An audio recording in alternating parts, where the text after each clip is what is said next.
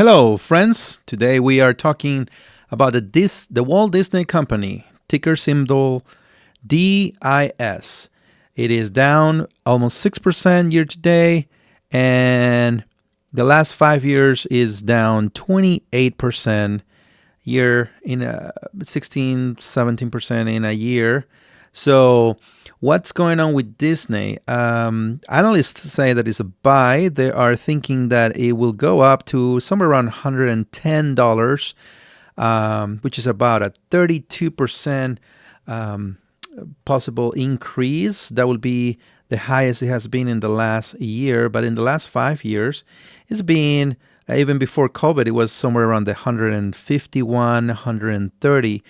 And we're going to talk a little bit about what's going on with Disney. But if just in case you don't know about Disney, let me just talk a little bit about the company, what they do, the segments and stuff like that. But before we go into that, I want to thank you for your support. If you could, if you would like to subscribe, just press the subscribe button.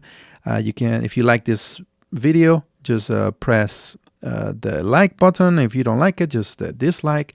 If you have any questions or any comments, if you disagree with me, just write it down in the description, and I would love to interact with you.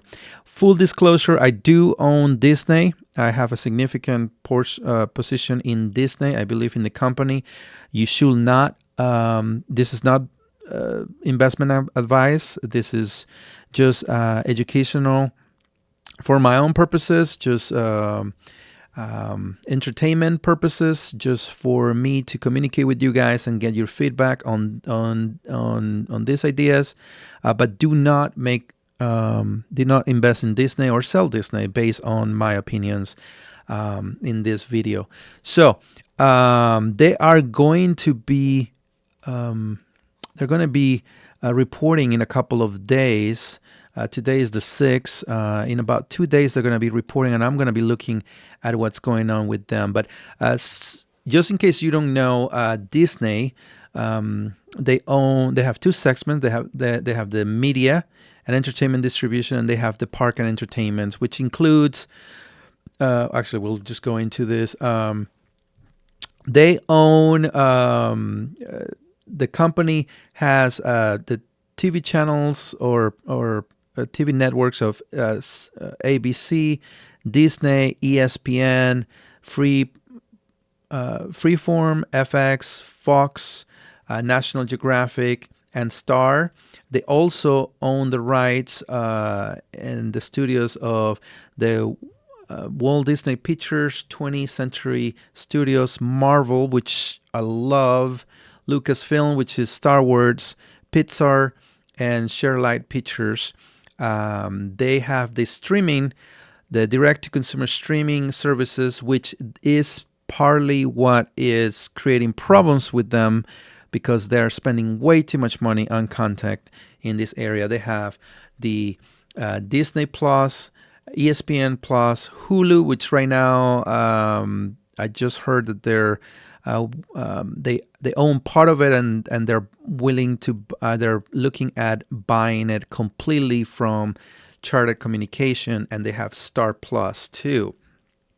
They also make money by licensing some of the films and television programs to third parties like Netflix, for example, or stuff like that. They make movies. You probably know that. Also, they have a lot of intellectual property. So they sell a lot of products and toys, and they make a lot of money through that, selling the rights for, let's say, to Mattel to make a lot of the toys or stuff like that. They also have in the parks and resorts, they have the Walt Disney Resort in Florida, the Disneyland in California, Disneyland Paris, which I went over there. It was awesome. The Hong Kong, Disneyland, Shanghai, Disney Resort, the Disney Cruise, Disney Vacation Club, National Geographic Expeditions, Adventures by Disney. So they have also a spa in Hawaii.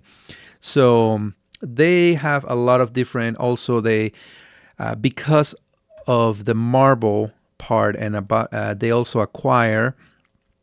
They have comic books and magazines, and they publish books. So they are. I really love this. This is Kramer says Disney is one of those that you don't trade, you buy. You own for the rest of your life. So, is this $110 doesn't make sense? Well, let's take a look at the last earning. The last earning, when it comes to EPS, they beat in EPS, but they miss on revenue. And part of where they're losing a lot of money is on, I believe, it's to content creation. They're not back to the levels that they used to make. Revenue, as you can see, it's still kind of growing, and this is something that a lot of people that are nervous about Disney is that they're worried that this is gonna decline. But if you see, it keeps growing at about a 7% a year in the last 10 years.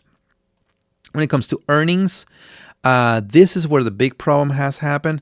If you remember, before COVID, they didn't have Disney Plus. So Disney Plus has been, and Hulu and ESPN Plus, all of those have been taking a big pain in the balance sheet, and this loss mostly is because of the parks that were closed in California, but they haven't recuperated fully. The parks attendance, it's been doing really well. So most of this, it has to do with the streaming services, and that's why they fired the last CEO, and now Bob Iger, I believe is his name, came back.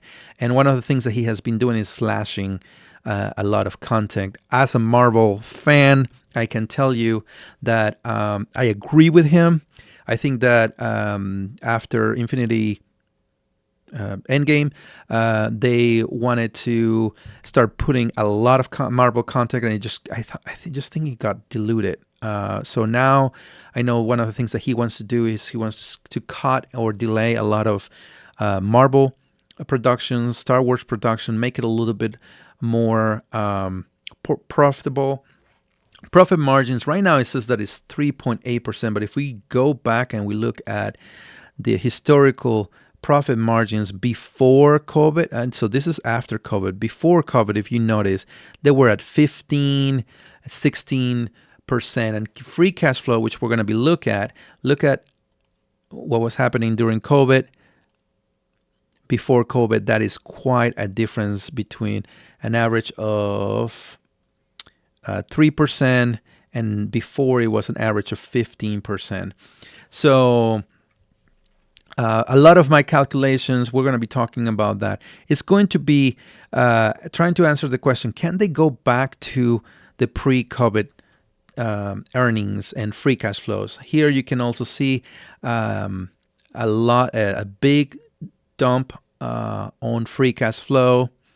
Book value has been growing steady, about a 7%. It was flat all the way until 2017 and started growing. When it dividend, during COVID, they cut it.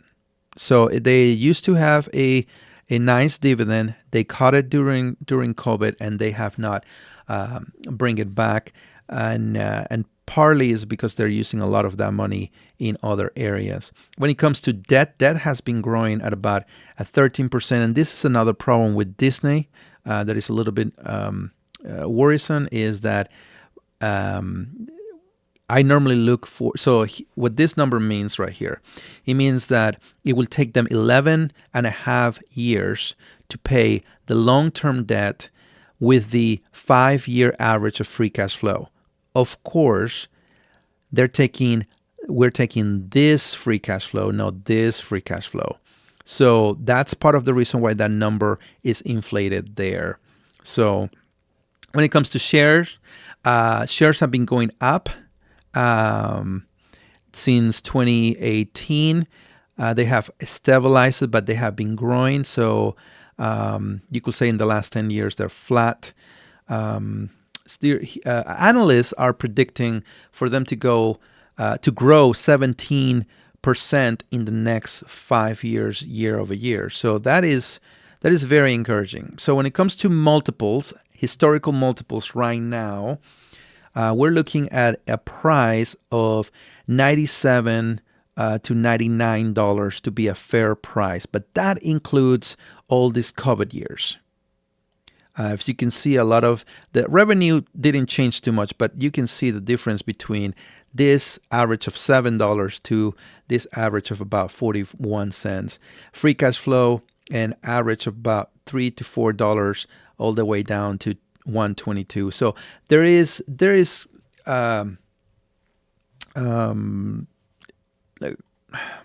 these numbers, I have a problem with them. That's why I made this extra thing of the pre-COVID time. So if we were to go back to the years before COVID and we put them together and we look at the average, we will be looking at a fair price in multiples of about 105%. I mean, $105. So that's what I've been going to be. I've been adding on all my other valuations. This is the historical numbers. So based on the historical numbers will be $55 or $76 on the payback time, going 10% instead of 17% like they were talking about.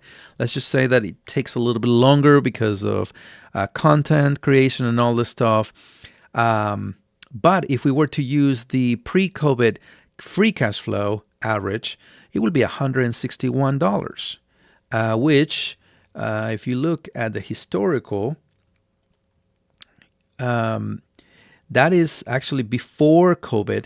They were trading somewhere around $140 and $150. So it's not super crazy that it could go back to those numbers.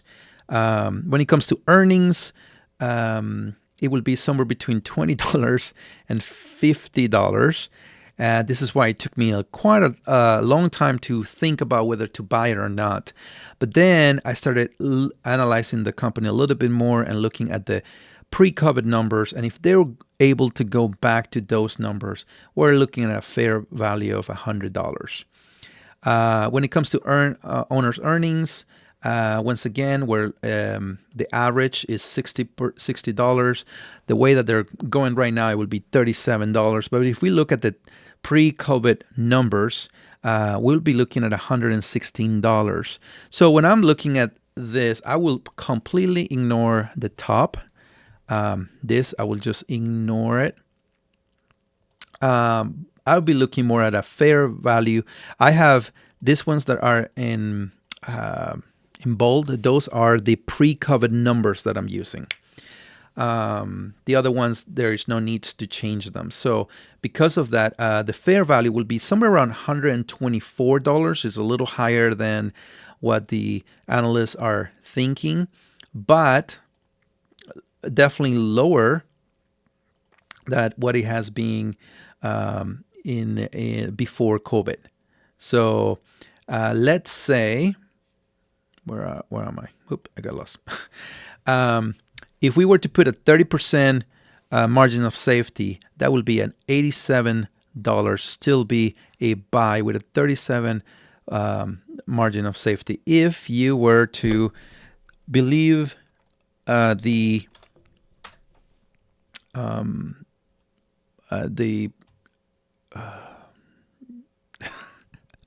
oh, I just forgot the name. Analyst. If you were to believe the analyst and you would like a 30% margin of safety, you will need to be somewhere around $77. If you were to buy today, I believe that will be a